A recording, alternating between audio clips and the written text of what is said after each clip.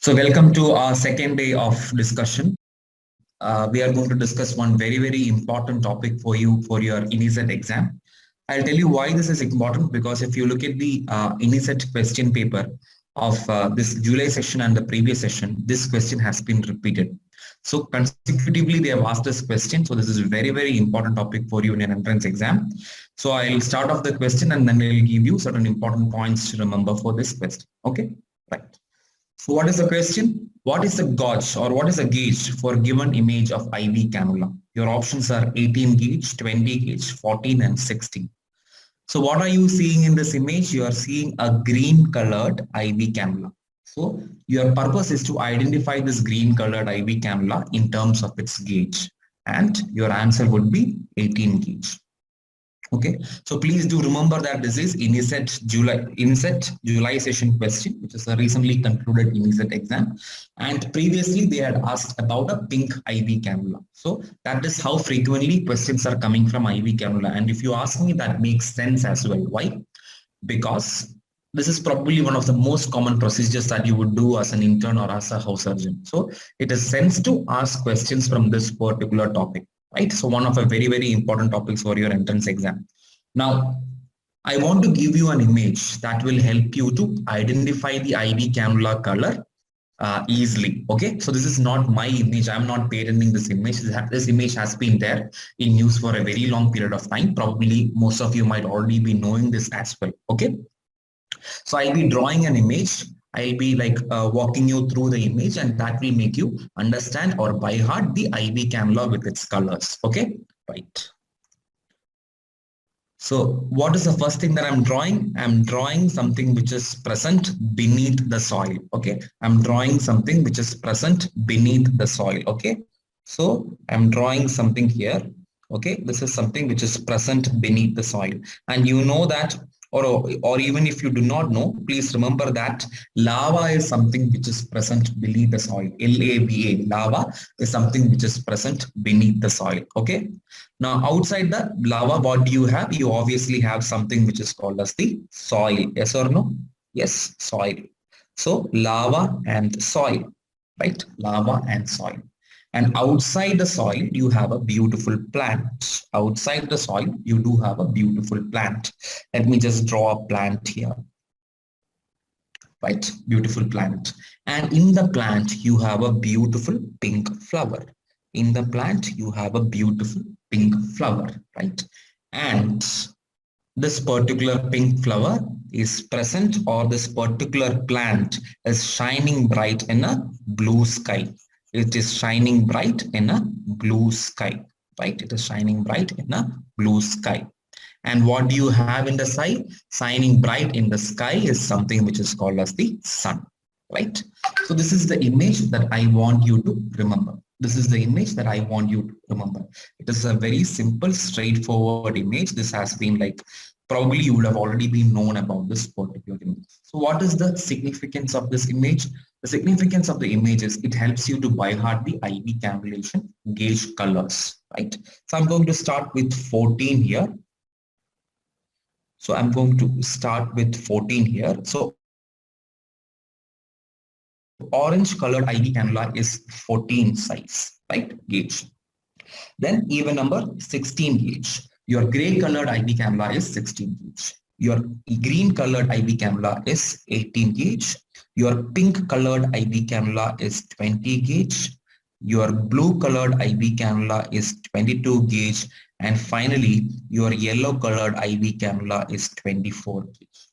You also do have two more important IV cannula colors. One is something which is called as purple color. Okay, so purple colored IV cannula is 26 gauge.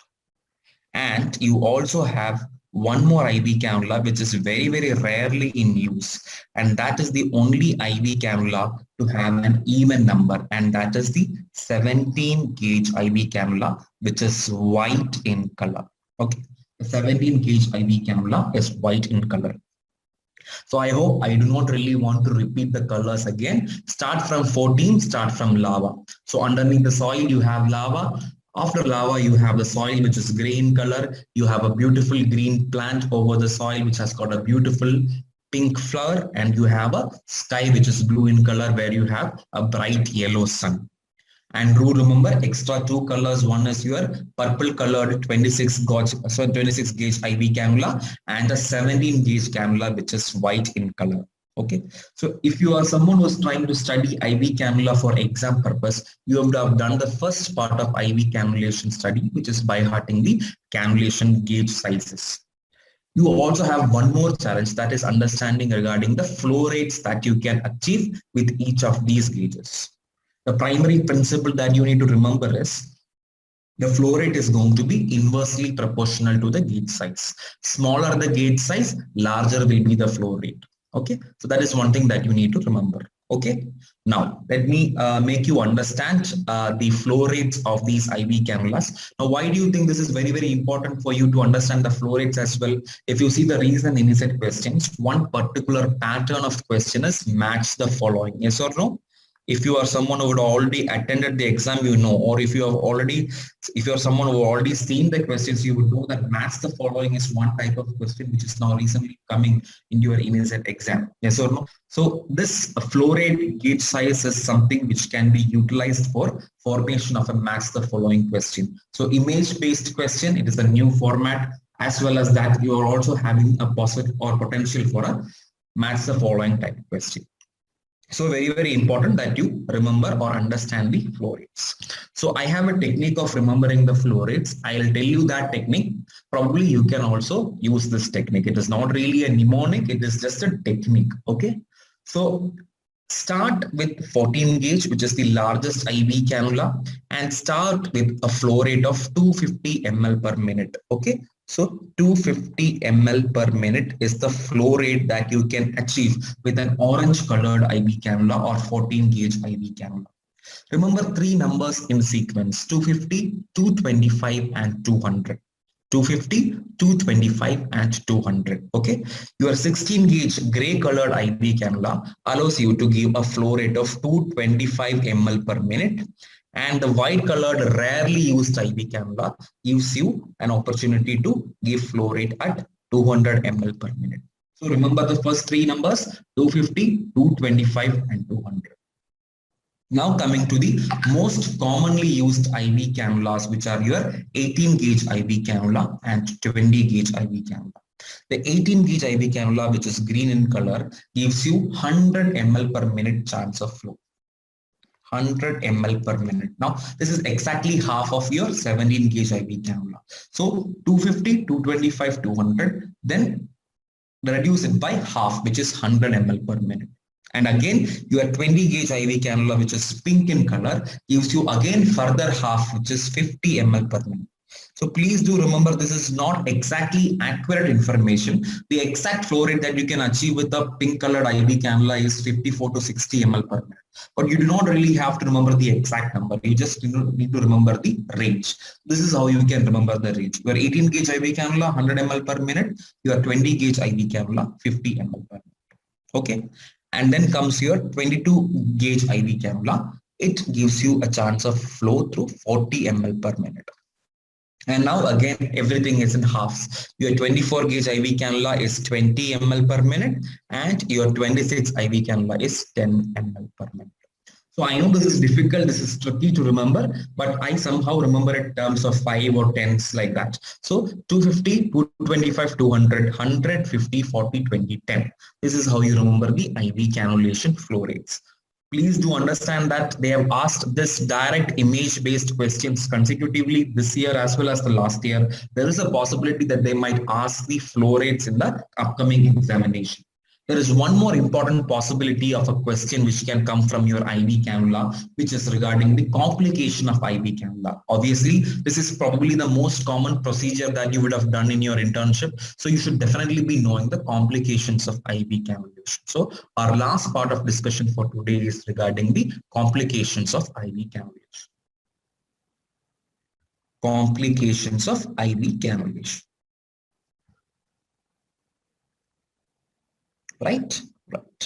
So we are going to understand regarding the complication of IV cannulation. If you are someone who's preparing for INICET exam, or even if you are someone who's preparing for NEET exam alone, the most important point in complications would be the most common complication of your IV cannulation, right? So the most common complication of IV cannulation is superficial thrombophlebitis, or just inflammation of your veins. Obviously, you are going to put in a foreign material inside your vein. So it is obviously going to cause inflammation of your vein, which is called as phlebitis, or in other words, it is thrombophlebitis. So what is the most common complication of IV cannulation? It is thrombophlebitis. It is a frequently asked question. So please do remember thrombophlebitis. What other complications can you expect? Now you are putting an IV cannula and you are providing fluid through that IV cannula into one particular vein. There is always a chance that after some time, this fluid can leak from your blood vessel into the outside tissues. This is what is called as extravasation. So the second complication that you can expect out of your IV cannulation is something which is called as extravasation. Extravasation. What is the third complication that you can expect? Your IV cannula is supposed to give either IV drugs to the patient or IV fluids to the patient. Sometimes what can happen is the IV fluids might get finished, and sometimes when you're attaching the second IV fluid, there might be a lot of air that might be kept in that particular IV attachment line, and that can go inside the patient and cause a very, very bad complication, which is called as venous air embolism. So you can always produce venous air embolism as a complication when you're giving an IV cannula, and if you are not really taking care of it properly. Okay, venous air embolism is the fourth complication. What is the fourth complication? Now imagine you are a new doctor and you are so, like, you are trying to manage hypotension in a patient, and you were so extra aggressive that you gave a lot of fluid to the patient, and finally it can lead to something which is called as hypervolemia. Yes. So hypervolemia is obviously one complication that you can expect out of your IV cannula. This is not really the problem of the IV cannula. This is really a problem of a person who is handling the IV cannula. Venous air embolism is also something that can be attributed to the person who is operating with your IV cannula. Okay, so first two complications are something that you really don't have enough or you really can't do anything about. Whereas if you see the second complication and third complication, it is basically attributed to the person who is operating your IV cannula. And finally, there is one more complication that you can expect with any procedure that you are doing or any foreign body that you're introducing into your body, which is called as infection, right? Infection. So these are the 5 important complications of your IV cannula. So why did I tell all the complications of IV cannula and not just the most important complication or most common complication? Because again, you can have a question which has already been asked in your exams. All are complications of IV cannulations, except I'll give you options. Please do listen to me. I'm giving a virtual question here. All are complications of your IV cannulations, except your options would be thrombophlebitis, extravasation, venous air embolism, distal gangrene and vasospasm. Your answer would be distal gangrene and vasospasm. Why? Because distal gangrene and vasospasm is a complication that you associated with arterial line, okay? Arterial line, not with venous line. Because if you look at the arterial line circulation is traveling from your center towards the periphery. Now imagine you are putting an arterial line and some kind of an obstruction is happening or a spasm is happening here. It is going to obviously reduce the amount of blood flow that is going to reach distally. Imagine you are pricking the radial artery site. It is obviously going to compromise the blood flow towards the distal aspect of your radial artery, which is obviously your finger. So it can cause vasospasm-induced distal gangrene. So vasospasm-induced distal gangrene is more or less a complication that you associate with arterial line, but not with intravenous line, right? Now you know that thrombophlebitis is a very, very common complication. Infection is a very, very common complication that you associate with IV cannula. So there comes a question, how long can you normally keep an IV cannula? How long can you normally keep an IV cannula? Imagine you're admitting a patient in the ward. How long would you keep the IV cannula? Right? The duration or the maximum allowed duration according to the recommended protocols for IV cannula is 48 hours to 72 hours. So if the option of 3 days are there, you can keep IV cannula for a maximum duration of 3 days, then you have to remove it. And if there is a need of further IV cannula, you put it in a different site. Now, even if they are telling that you can put it for 3 days, it is not that you will not check the IV cannula daily. You will go and check the IV cannulation site daily. You look for cellulitis signs or anything like that. If there is a sign of cellulitis, you would obviously change the IV cannula. If there is no sign of cellulitis, no sign of infection, no discomfort to the patient, then obviously you can give it or keep it for a maximum duration of 72 hours. This 72 hours has already been asked as a question. See how many number of questions that we've already been answered with this one question. So green colored IV cannula already asked, pink colored IV cannula previously asked. Fluorides, they have not been asked yet. There is a very, very high chance that it might come in this particular INISET exam. Also, regarding the complication of IV cannula, so many questions have been asked. Most common question which has come from IV cannula complication itself is the most common complication of IV cannula. So I hope you have got a comprehensive idea regarding the procedure of IV cannulation. And as I tell you, I'm telling you this again, if you look at the INISET pattern of questions, they are more and more focusing on the simple things. They are more and more focusing on the things that you might have done as an intern or as a CRI, right? So there is a high probability that you might still get a question from IV cannulation. And if ever you get a question from IV cannulation, I hope you'll never go wrong again. Okay, I hope this was fruitful for you. Thank you. I'll come again with a new question tomorrow. Thank you. Best training, peaceful environment, PG medical entrance exam preparation were my expectations. I got them at Speed Medical Village in Kanchipuram. Today, I am a PG topper. Speed Medical Village, a unique eco-friendly campus dedicated for PG preparation. Speed Medical Institute, a complete solution for medical education.